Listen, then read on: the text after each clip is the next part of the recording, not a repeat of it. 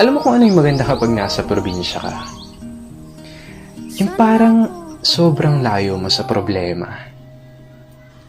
Yung manghuni ng ibon, sariwang hangin, na kahit sobrang bigat ng pakiramdam mo, kapag naranasan mo tong mga to, biglang mawawala na lang. Yung magagandang tanawin, tapos yung palaya na ginawa niyong palaruan ng mga kaibigan mo. Sarap talagang mumuhay sa probinsya, no? Yung para talagang napakalayo mo sa problema. Yung parang napakalayo mo sa malupit na sistema ng mundo.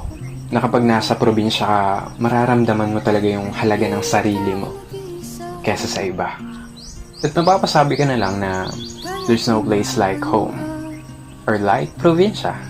At ikaw na nanonood nito ngayon, masaya ako at naparamdam ko sa'yo ang pamumuhay sa isang probinsya.